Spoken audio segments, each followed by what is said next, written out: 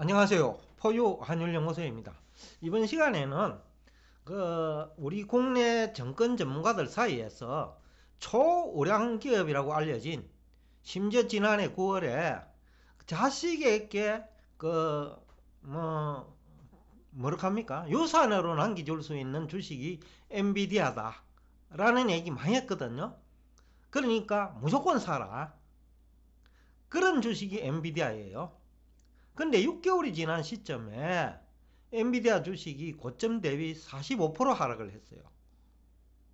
근데 지금 경기 불황도 아니잖아요. 경기 불황 시작도 안 됐어요. 그저 나스닥 주가 한 22% 하락을 했는데 엔비디아 주식이 나스닥 지수 하락을 주도한 거죠. 물론 넷플릭스도 마찬가지인데, 넷플릭스는 영업 실적이 수반되지 않으니까 주가 하락이 뭐 이해라도 돼요. 근데 엔비디아는 영업 실적도 좋고 영업 이익률도 뭐 미국에서 그저 뭐 10위권 아니에요. 그런데 왜 45% 하락했느냐는 거죠. 그래서 이게 의미하는 바가 크다. 포유환율연구소가 지난해, 아니면 뭐 원래 연초 정도 될 건데 지난해 같은 기억이 나네요. 엔비디아 주가 수익률 100배일 때 매도하라. 주가 수익률 100배라는 거는 그 당시 미국 평균이 뭐 25배 안팎이었거든요. 그렇다고 하면 100배면 4년치잖아요. 그러면 4년 동안 2021년과 같은 영업이익률을 유지해야 되는 거예요. 그래야 그 적정 주가죠. 근데 4년 후를 어떻게 합니까? 지금 원래 당장 우크라이나 러시아 사태 생기면서 반도체 시장이 얼어붙어 버렸잖아요. 그러니까 5년 이후를 어떻게 장담하느냐는 거죠. 설사 그런 우크라이나 러시아 전쟁이 없다 하더라도 뭐 중국에서도 그런 일이 발생할 수 있고 또 경쟁회사가 등장할 수도 있고 5년 안에. 그러니까 불확실성은 뭐 한두 가지가 아니라는 거죠. 그러니까 확률적으로 우리가 우려했던 불확실성이 현실화될 확률이 거의 뭐 50% 이상이라는 거죠. 그렇기 때문에 거품이 발생한 주식은 아무리 좋은 주식이라도 추격 매수하면 안 된다. 더군다나 주가 수익률 100배 이상이라면 신흥기업이 아니면, 신설기업이 아니면 매수해서는 안 된다 라는 얘기를 하면서 엔비디아 주식이 우리 주식 투자자에게 어떠한 교훈을 주고 시사점이 뭔지에 대해서 구체적으로 설명하자 합니다. 우선 초우량기업이죠. 초우량기업도 추격 매수하면 위험하다. 더군다나 주가 수익률 100배 이상이라면 굉장히 위험하다 라는 얘기가 가능하죠. 그러니까 투자 손실이 발생한다는 거죠. 시간의 문제일 뿐. 그 다음에 두 번째로 주가 지수가 고점 대비 50% 정도 하락하는 것은 10년을 주기로 반복돼요. 그런데 지금 우리 국내에서도 그렇고 미국 현지에서도 그렇고 내년에 경기 불황 얘기 뭐 많은 전문가들 하잖아요. 그러면 1년 정도라는 거죠. 그러면 1년 후에는 지수가, 그것도 S&P 지수가 40 내지 50% 하락해요. 나스닥 지수는 6, 70% 하락하거든요. 근데 아직도 나스닥 지수는 22%밖에 하락하지 않았는데 그 나스닥 지수 하락을 견인하는 종목이 엔비디아고 넷플릭스고 그런 종목이라는 거죠. 그렇기 때문에 아직도 바닥이 아니라는 거죠. 내년까지 우리가 시장을 전망을 해놓고 보면.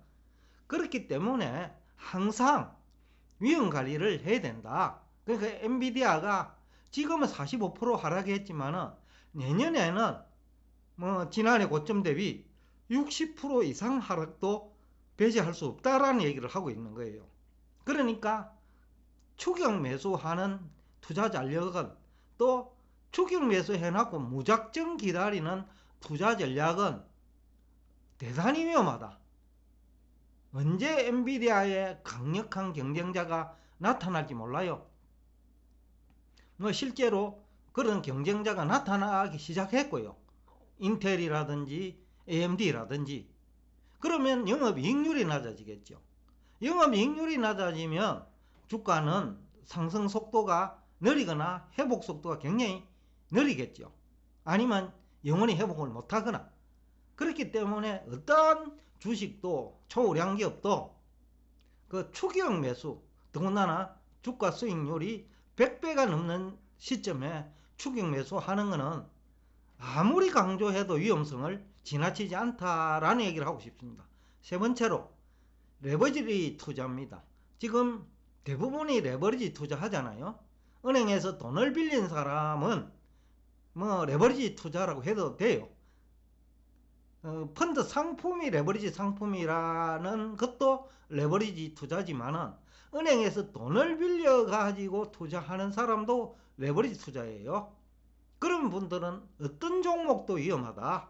특히 시장금리가 상승하는 국면에서는 얼마나 상승할지 모르거든요. 물가가 상승하는 정도에 따라서 시장금리도 상승하기 때문에 시장금리 상승이 언제 끝날지 모른다는 거죠.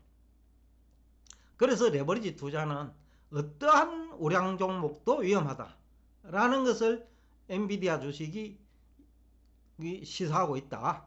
그 다음에 네 번째, 지수 하락 국면에서 지수 상승 견인을 한 종목이 오히려 하락폭이 크다. 그러니까 엔비디아가 대표적이죠. 지난 1년 동안, 그러니까 지난해 연말까지 나스닥 지수 상승을 견인한 종목이 테슬라고 엔비디아고 넷플릭스고 메타지요. 그런데 올해 들어와 가지고 그런 주식들이 오히려 나스닥 지수 하락을 견인하고 있다는 거죠. 그렇기 때문에 아무리 좋은 종목도 추격 매수하면 위험하다는 거죠. 그리고 마지막으로 위험 관리를 반드시 해야 된다. 초우량 기업도 정의도 어려워요. 원래 영업이익이 좋고 한 3, 4년 좋았다고 해가지고 향후 3, 4년 내지 5년 이후도 좋다는 보장이 없는 게 오늘날 자본주의 경제 질서예요.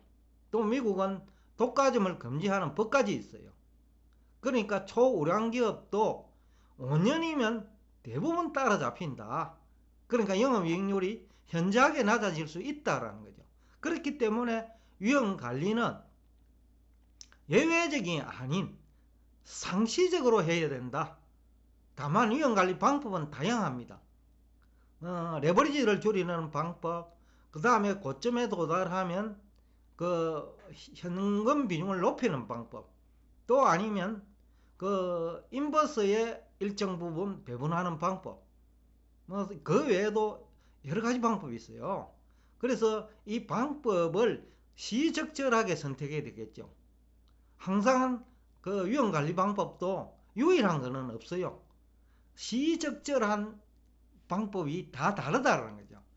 그리고 또 시기 선택도 중요하다라는 얘기를 하면서 오늘 여러분과 대화를 여기서 끝내겠습니다.